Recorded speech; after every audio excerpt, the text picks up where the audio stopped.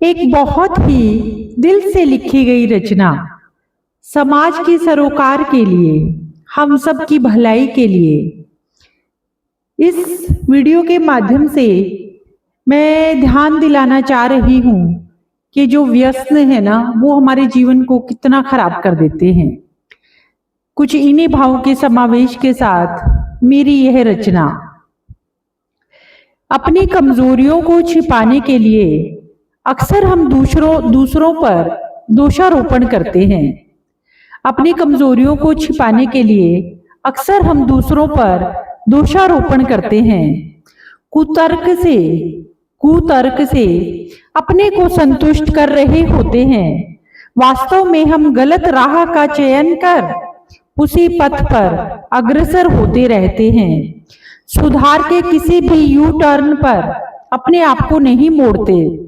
देखो ना, ये पंक्ति कितनी अच्छी है कि सुधार के किसी भी यू टर्न पर हम अपने आप को नहीं मोड़ते। किसी भी मार्ग अवरोधक को चेतावनी और चुनौती के दायरे से बाहर रखते हैं। सफर ही गलत राह पर होगा तो मंजिल तो घातक होगी ना।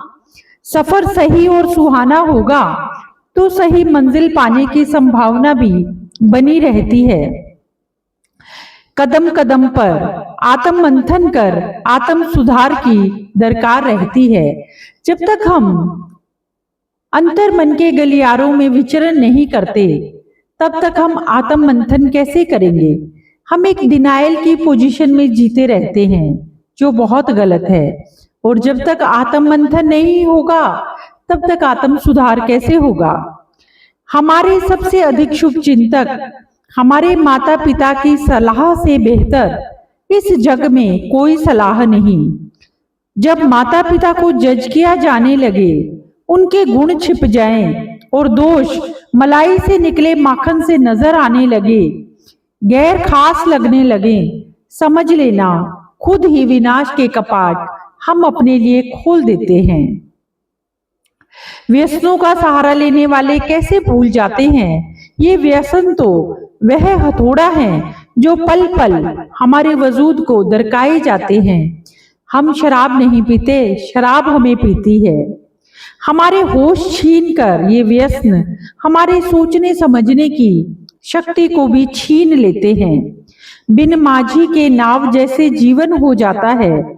फिर कोई भी हल्का सा हवा का झोंका कहीं से भी आ जाए तो संग जाना पड़ता है।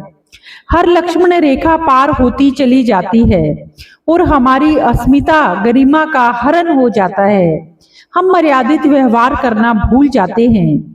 अनजाने में किया गया काम गलती से होता है, पर जब वो गलती बार बार दोहराई जाए और जानबूझकर किया गया काम गुनाह होता है। गलती का तो प्रायश्चित है, पर गुनाह का भुगतान होता है। आज नहीं तो कल कभी भी, मानो चाहे ना मानो, ये सत्य है। जब तक जिंदगी के रास्ते समझ में आते हैं, तब तक सफर पूरा होने को होता है।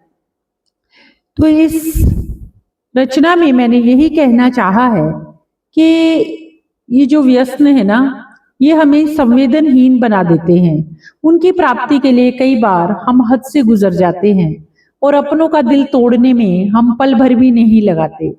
जो हमारे खैर ख्वाह होते हैं, शुभचिंतक होते हैं, हितैषी होते हैं, वही हमें गैर से लगने लग जाते हैं। और इस दुनिया में मैं तो कहूंगी, सबसे गंदी आवाज तो माता पिता पर चीखने वाले बच्चों की है। वो ये कैसे भूल जाते हैं कि माता पिता उन्हें दुनिया में कैसे लाते हैं और उनके भरण पोषण के लिए हर संसाधन को, हर उनकी सुविधा के लिए प्रयोग करना चाहते हैं। अपने सामर्थ्य से अधिक करते हैं। हर कब क्यों कैसे कितने का तत्क्षण उत्तर बन जाते हैं और हर दुविधा को सुविधा बनाना चाहते हैं। लेकिन जब वो बच्चे इन व्यसनों की राह पर चल पड़ते हैं, तो वे भूल जाते हैं कि वे बदतमीजी या अपशब्द किन से बोल रहे हैं।